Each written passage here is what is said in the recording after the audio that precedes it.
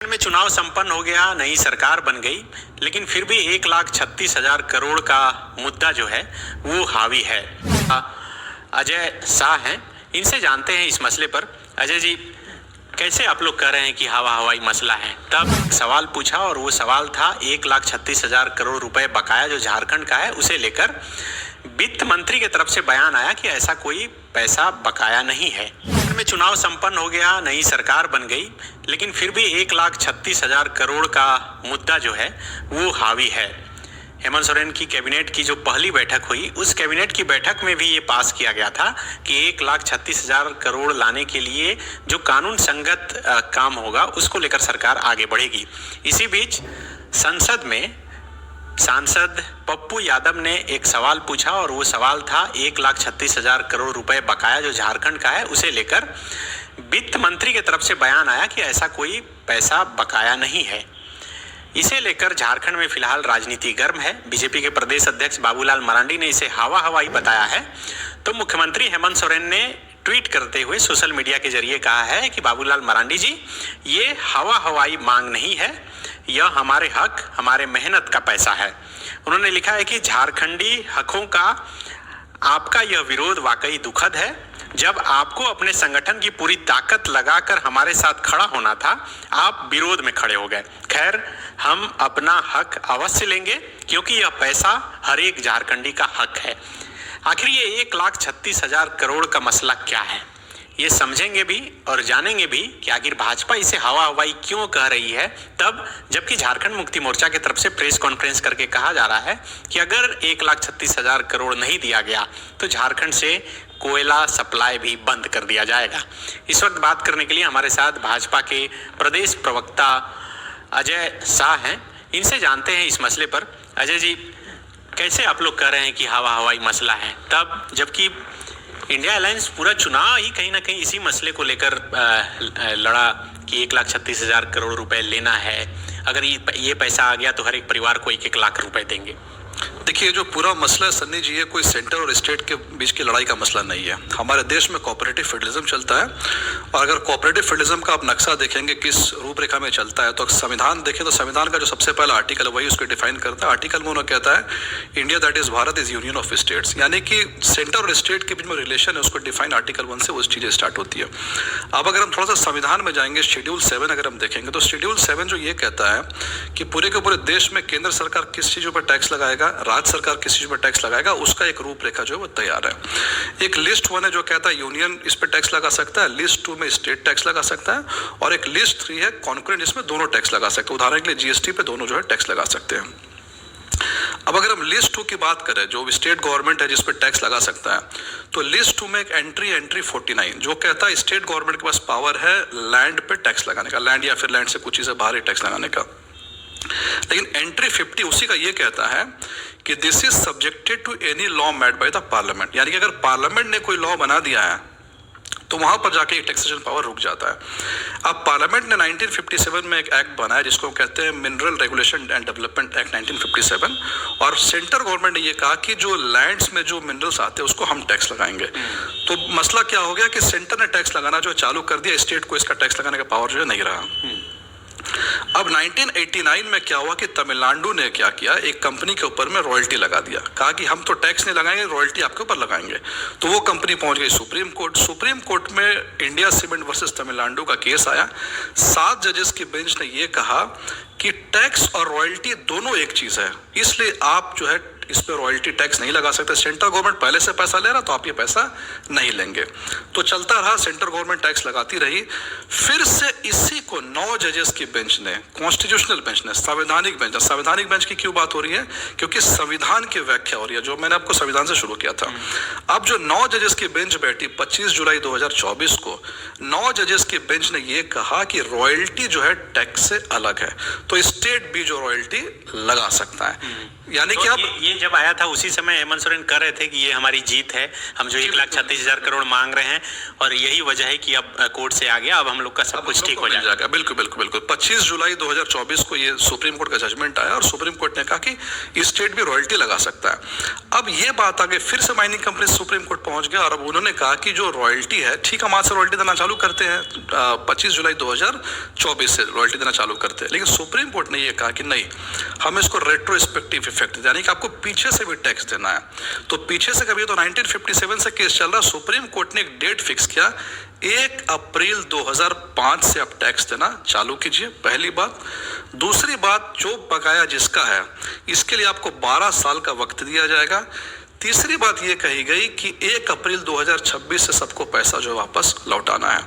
अब यहाँ पर किस स्टेट का कितना शेयर है, किसको कितना मिलना है, ये कहीं भी डिफाइंड नहीं है। अच्छा। माइनिंग कंपनीज जब वापस से गए तो सितंबर में सुप्रीम कोर्ट ने फिर से कहा, यानी चीफ जस्टिस ऑफ इंडिया का स्टेटमेंट है कि हम एक सेपरेट बेंच बैठाएंगे और वो बेंच ये डिसाइड करेगा कि किस स्टेट की कितनी भागीदारी है और उसका पैसा कैसे रोल आउट होगा। और एक अहम बात यह है कि सुप्रीम कोर्ट ने यह भी कहा कि रेट्रोस्पेक्टिव पैसा आपको मिलेगा, यानी 2005 से आप पैसा लीजिए, लेकिन उसमें आप कोई भी इंटरेस्ट नहीं लगा सकते हैं, उसमें आप कोई भी फाइन नहीं लगा सकते हैं, उसमें आप कोई भी पेनल्टी जो है आप नहीं लगा सकते हैं। तो हमारा जो सवाल है, जो हम बार बार पूछ रहे हैं, या फिर हमारा जो स्टैंड है, हमारा स्टैंड, सबसे पहला स्टैंड ये है कि ये जो फिगर 1,36,000 करोड़ का फिगर है, ये फिगर आप कहां से लेके आ गए। अब जैसे कि आज रेवेन्यू जो मिनिस्टर है दीपक बिरुवा जी है, दीपक बिरुवा जी का अगर हम आप ट्वीट देखें तो उन्होंने जो फिगर दिया है उस फिगर में ये कह रहे हैं कि 1,36,000 करोड़ में 60,000 करोड़ तो सूद की रकम है और सुप्रीम कोर्ट ने कहा आपको इंटरेस्ट नहीं लेना है। और इन्होंने कहा है कि इसमें 40,000 करोड़ रुपया जो लैंड कॉम्पनसेशन का पैसा है, लैंड कॉम्पनसेशन का पैसा भी कहां से आ गया, सुप्रीम कोर्ट ने कहा रॉयल्टी आपको मिलेगी, लेकिन इन्होंने रॉयल्टी के साथ साथ में बहुत सारी चीजों को ऐड कर दिया और ये 1,36,000 करोड़ का फिगर ये लेकर के आ गया। तो सबसे पहले तो हम इस फिगर पे सवाल उठा रहे हैं। दूसरी बात, सुप्रीम कोर्ट ने कहा है कि आपको ये पैसा 12 साल में मिलना है, तो ये अभी तुरंत के तुरंत कोई भी अमाउंट जो है क्यों मान रहे हैं। और सबसे बड़ी बात, सुप्रीम कोर्ट ने कह दिया कि हम एक बेंच बैठाएंगे और उस बेंच जो बैठेगी उसमें एक जज ऐसा होगा जो जज, ये जो 9 जजेस की बेंच थी उसका भी जज होगा उसमें। तो उसकी रूपरेखा भी आनी है, कैसे स्टेट्स को पैसा मिलेगा नहीं मिलेगा।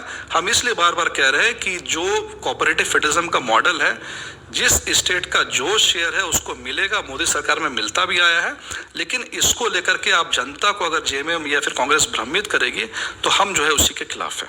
लेकिन ये तो जैसे कि बाबूलाल जी भी लिख रहे हैं और आप भी बता रहे हैं कि ये जो बकाया मांग किया जा रहा है ये निराधार और भ्रामक आरोप है, लेकिन आप ही तर्क के हिसाब से बता रहे हैं कि 2005 से ये तय होना है, तो अब तो है कि सिर्फ बताना है कि किस किस मद में कितना बकाया है और कैसे 1,36,000 करोड़ है। इसका मतलब है कि बकाया तो है। जी बिल्कुल बिल्कुल बिल्कुल बिल्कुल, वही मैंने आपको कहा कि सुप्रीम कोर्ट ने इस बात को क्लियर किया है कि आपको रॉयल्टी देना है। अब ये रॉयल्टी कितना देना है ये फिगर अभी सामने नहीं आया है, तो हम इस फिगर को लेके भी क्वेश्चन कर रही है। जैसे ऐसे देखिए, आप जो सुप्रीम कोर्ट का जो जजमेंट आया, उस सुप्रीम कोर्ट के जजमेंट में कहीं पर भी झारखंड स्टेट अभी तक पार्टी नहीं बना है, यानी कि जो भी उस जजमेंट का प्रभाव आएगा वो सिर्फ झारखंड पे नहीं पड़ेगा, झारखंड हो, उड़ीसा हो, वेस्ट बंगाल हो, तमिलनाडु हो, हर स्टेट में पड़ेगा। और सेंट्रल गवर्नमेंट का एक और भी स्टैंड यहाँ पर है, ये स्टैंड ये है कि जब मिनरल से जो पैसा आता था वो पैसा ज्यादातर क्या पूरा का पूरा पैसा सेंट्रल गवर्नमेंट को जाता था। इसको ध्यान में रखते हुए आज तक फाइनेंस कमीशन जो ये डिसाइड करती है कि स्टेट गवर्नमेंट को सेंट्रल पूल से कितना पैसा आना है, फाइनेंस कमीशन ने हमेशा इस चीज का ध्यान रखा कि मिनरल का जो शेयर है, जैसे झारखंड जैसा जो स्टेट है, उसका जो टैक्स है वो सेंट्रल गवर्नमेंट के पास जा रहा है, तो उन्होंने रिकमेंडेशन भी इस हिसाब से दिया इस चीज को ध्यान में रख के कि इसका पैसा सेंटर में जा रहा है, तो उसी प्रोपोर्शन में पैसा जो है स्टेट की तरफ जो है वो आए। और बाबूलाल मरांडी जी ने जो आपने कहा, ट्वीट कहा, बाबूलाल मरांडी जी ने कल एक स्टेटमेंट दिया है, उन्होंने ये कहा है कि जो जायज मांग है झारखंड सरकार की, जो भी जस्टिफाइड अमाउंट है, हम भी इसको सेंटर से मांगेंगे, लेकिन इसका जो ब्रेकअप है, ब्रेकअप प्रॉपर रूप से आप जो है लेकर के आइए। तो ब्रेकअप तो देखिए कि मंत्री हैं और आप भी जिक्र कर रहे थे, दीपक बिरुवा जी चाईबासा से विधायक हैं, उन्होंने दिया भी है। ये बताएं कि कुल बकाया राशि का 1,36,000 करोड़ है, इसमें शामिल वास्ट कोयला रॉयल्टी के रूप में 2,900 करोड़, पर्यावरण मंजूरी सीमा के उल्लंघन के 32,000 करोड़, भूमि अधिग्रहण मुआवजे के 41,142 करोड़, और ब्रैकेट में उन्होंने लिखा है कि 38,460 करोड़ जीएम भूमि और 2,682 करोड़ जीएम जेजे। और इसके अलावा सूद का उन्होंने जोड़ा है 60,000 करोड़। तो आप बता रहे हैं कि सूद नहीं जोड़ सकते हैं, लेकिन इसको छोड़ दिया जाए। इसमें जो रॉयल्टी का जो अमाउंट दिख रहा है आपको, रॉयल्टी पे सुप्रीम कोर्ट ने इसको क्लैरिटी दिया है कि रॉयल्टी आपको मिलना है, लेकिन रॉयल्टी के अलावा जो बाकी फिगर जो यहाँ से स्टेट गवर्नमेंट की तरफ से आ रहा है, ये फिगर फैंसी फिगर है, ये इस फिगर में अब तक सुप्रीम कोर्ट का स्टाम्प नहीं। जो मैंने आपको कहा कि सुप्रीम कोर्ट ने ये कहा है कि हम एक बेंच बैठाएंगे और वो बेंच डिसाइड करेगा कि बाकी जितने भी स्टेट्स है, जैसे कि मान लीजिए झारखंड सरकार अपना एक डिमांड पुट करेगा, उड़ीसा अपना डिमांड पुट करेगा, वेस्ट बंगाल पुट करेगा। और यहाँ पर एक और बात आप देखिए, जैसे कि मान लीजिए झारखंड सरकार की तरफ से आरोप लगाया जा रहा है कि उनके साथ में सौतेला व्यवहार किया जा रहा है सेंटर द्वारा, पैसा नहीं दिया जा रहा। क्या सुप्रीम कोर्ट के इस जजमेंट के बाद क्या ऐसा कोई पैसा उड़ीसा को मिला है? क्या ऐसा पैसा कोई वेस्ट बंगाल को मिलेगा? तो ये एक पॉलिसी मेकिंग का जो पार्ट है, जब भी मिलेगा तो वो हर स्टेट के लिए एप्लीकेबल होगा। ठीक है, झारखंड में मिनरल्स ज्यादा, झारखंड का शेयर काफी ज्यादा होगा ही हो सकता है, लेकिन बाकी स्टेट्स का भी शेयर, उसमें तमिलनाडु का भी कुछ शेयर है, वेस्ट बंगाल का भी कुछ शेयर है। तो जब ये सुप्रीम कोर्ट के बेंच बैठेगी जो ये डिसाइड करेगी कि किस स्टेट को कितना पैसा मिलना है, कितना रोल आउट होगा, वो फिगर जब आएगा तो जो भी फिगर आएगा वो फिगर मिलेगा जिस सरकार का जितना बकाया है। फिर बयान में इतना अंतर क्यों? सरकार संसद में कहती है कि ऐसा कोई बकाया नहीं, और आप लोग हवा हवाई बताते हैं। दूसरी तरफ आप ही स्वीकार रहे हैं कि जब मिलेगा तो सभी स्टेट को मिलेगा। देखिए, हम हवा हवा इस फिगर को बता रहे हैं। ये जो फिगर है, जो रॉयल्टी झारखंड को मिलना है, माइनिंग कंपनीज का रॉयल्टी और टैक्स, संवैधानिक बेंच ने इस क्लियर कर दिया कि सेंट्रल गवर्नमेंट टैक्सेशन जो लेती थी लेगी और स्टेट गवर्नमेंट को रॉयल्टी का राइट मिल गया है। लेकिन ये जो फिगर हो गया, इस फिगर को हम हवा हवाई कह रहे हैं और हम बार बार यही कह रहे हैं कि ये फिगर आप देखिए, ये जो झारखंड सरकार की तरफ से फिगर जो आना चालू, जैसे आपने कहा कि जुलाई में ये जजमेंट आया था सुप्रीम कोर्ट का, तो उस समय हेमंत सोरेन ने कहा कि बहुत बड़ी जीत हुई, ठीक है। लेकिन जो 1,36,000 करोड़ का फिगर है, ये कहीं ना कहीं चुनाव की जो चुनाव को जो कैंपेनिंग चल रहा था उसके कुछ समय पहले ये फिगर आना चालू हुआ। तो हम तो ये भी इस चीज से भी देख रहे हैं कि हेमंत सोरेन सरकार जब सरकार में आई है तो बहुत सारे ऐसे वादे किए गए थे, जनता से वादा किए गए थे। अब हम ये देख रहे हैं कि उस कॉफर को फिल करने के लिए पैसा गवर्नमेंट के पास है नहीं, तो किसी तरह हेमंत सोरेन सरकार ये कोशिश कर रही है कि ये ठीकरा हम जो है सेंट्रल गवर्नमेंट फोड़ दे, कि सेंट्रल गवर्नमेंट के कारण हम जो है पैसा नहीं दे पा रहे हैं। तो बिल्कुल अजय शाह जी जो प्रदेश प्रवक्ता हैं, ये बता रहे हैं कि सरकार अभी जैसे मैया योजना और तमाम योजनाओं के पैसे जो हैं वो अब लाभुक के खाते में नहीं जा रहे हैं। तो सरकार मुद्दे को डाइवर्ट करने के लिए कहीं ना कहीं कोशिश में लगी हुई है और इसलिए कह रही है कि सारा जो ठीकरा है वो सेंट्रल गवर्नमेंट पर फोड़ दिया जाए। आप भी अगर 1,36,000 करोड़ के मामले में कुछ अच्छी तरीके से समझ रहे हैं, समझ सकते हैं, तो कमेंट करके जरूर बताइएगा। शुक्रिया। डॉक्टर एवं इंजीनियर बनकर भरे सफलता की ऊंची उड़ान, जहां साधारण छात्र भी झारखंड टॉपर्स बनकर बना रहे इतिहास। दूरदर्शी शिक्षाविद श्री विपिन सिंह के मार्गदर्शन में मेडिकल एवं इंजीनियरिंग के लाखों छात्रों के लिए आशा की किरण के रूप में गोल nations leading institute. TheFollowUp.in. Like, share and subscribe. www.thefollowup.in.